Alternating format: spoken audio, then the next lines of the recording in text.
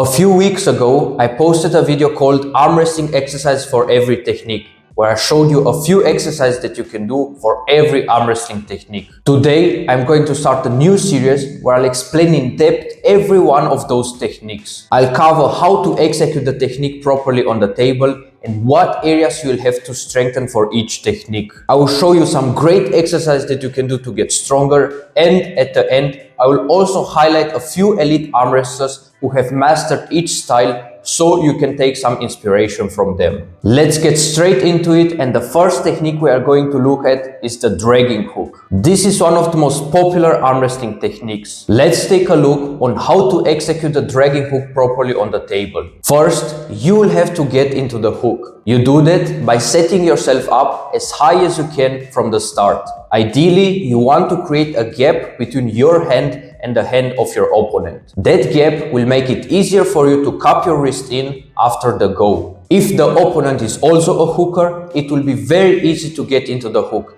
because you are both going in the same direction. If your opponent is a top roller, there are two scenarios. The first scenario is that your hand is stronger than his back pressure and pronation. If this is the case, you will be able to cup your wrist and take his pronator. If his back pressure is stronger than your hand, he will take your wrist and now you will have to slip under his hand. In strap, everything is almost the same, but now nobody can run away, so it comes down to who the stronger guy is. If your wrist is stronger than his back pressure, you will get into the hook. If his back pressure is stronger than your hand, he will top roll you. After you've successfully come into your hook, you will start to drag. You do that by pulling your elbow towards yourself. When you do this, the opponent is going to lose his connection and he will start to open up his angles. At some point, you will also have to apply some side pressure because most of the time, the dragging motion is not enough to pin your opponent. Most of the dragging hookers are also much stronger in the strap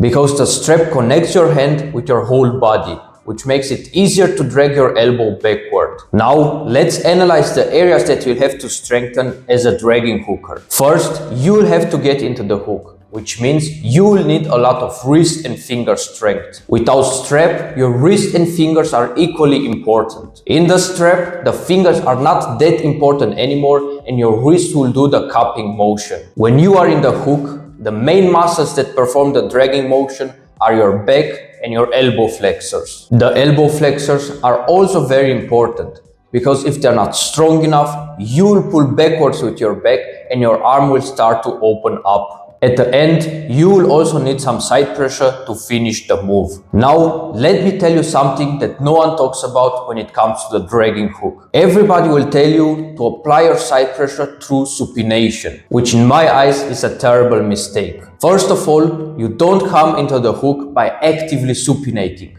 That's cupping combined with side pressure. Secondly, you never want to lose your pronation. It doesn't matter what hook variation you are using. You are much more effective when your pronator is engaged, regardless of your style. And that's the mistake most hookers do. They don't spend enough time on strengthening the pronator. With pronation active, this move looks something like this, which is so much more effective than just somehow dragging to the side. For each of these areas, I will show you two exercises you can do to improve your dragging hook. For the wrist, you can do wrist curls with a dumbbell at the 45-degree angle. This is a great exercise and is done by a lot of elite arm wrestlers. By positioning your leg in a 45-degree angle, the tension on the wrist tendons is reduced and you will be able to train with heavy weights without having any weird pains. For the fingers, you can do eccentric handle pulls. I like to pull the weight and then let it rest completely. You could also do dynamic wrist curls with this handle,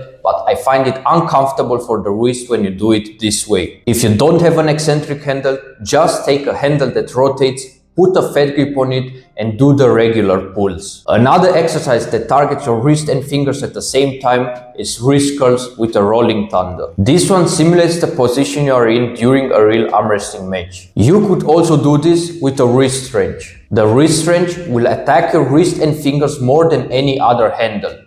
So don't be surprised if the weights are much smaller. For the back, you can do dumbbell back rows. You can use a fat grip to target your wrist and fingers even more. This is a great compound move because you will train your back, brachyradialis, wrist and fingers all at the same time.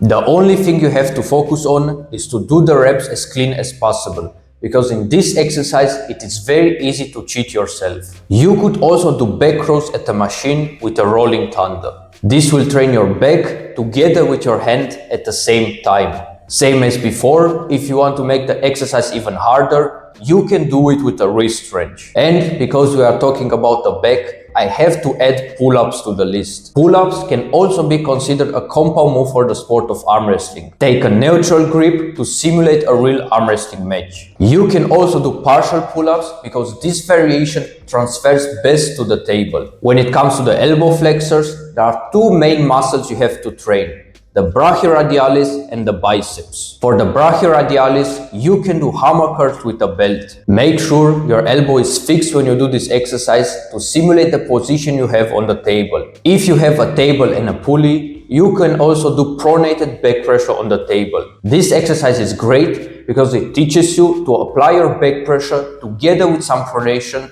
through the lower part of your wrist. For the biceps, you can do bicep curls with the EZ bar. Make sure you do the reps as clean as possible without swinging too much. As an alternative, you could also do this exercise from sitting. This will force you to isolate the biceps even more. The second bicep exercise that you can do is one-arm bicep curls. Make sure you will go down until your forearm is parallel to the floor to target your bicep properly. When it comes to side pressure, you can train your side pressure extremely well on the table. You will need someone who is stronger than you. Get to the winning side, apply maximum pressure and hold that pressure between 3 and 5 seconds. Because the other guy is stronger than you, it won't be a problem for him to hold you. This is a really great method to strengthen your side pressure joints and ligaments. If you want to train your side pressure in the gym as well, probably the pronated side pressure will benefit you the most. You learn to apply your side pressure through pronation, which is exactly what you will need on the table. And the last area that you have to strengthen is your pronation. You have to understand, as a dragging hooker, because you are not fighting for height,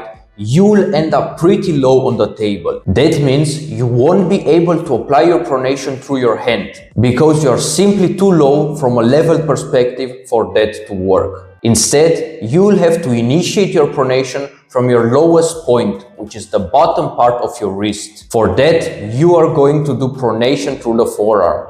Grab the belt as shown in the video. This exercise will teach you to apply your pronation through the forearm, which is exactly what you will need as a dragging hooker. But because you want to be as versatile and prepared as possible, you should also do some high pronation work. Grab the belt high and do your regular pronation work. Make sure you pronate your hand through the complete range of motion. One of the strongest arm wrestlers in the world that uses a dragging hook is Alijan Muratov. And because he's also extremely fast, he makes this hook variation look even more impressive. In his match against Ivan Matyushenko, you can really see how much he's pulling backwards with his back. Alijan does a lot of weighted pull-ups, which transfer extremely well to his table performance. Another top athlete that uses this hook variation is Sasho Andreev. But because he's not that fast, when he does it, you can really see what muscles he's using the most. A good example is his match against Krasimir Konstantinov from Moldova Cup. Krasimir himself said that Sasho does a lot of the pulling movement with his back. This was a complete breakdown of the dragging hook. Don't forget, the most important thing in arm wrestling is to be strong and technical on the table. If you have a different opinion, write it down in the comment section below and tell me what arm wrestling technique I should cover next. Also, if my videos are helping your arm wrestling game grow, consider supporting the channel. Link is down below. Keep your eyes on this channel, great stuff is coming.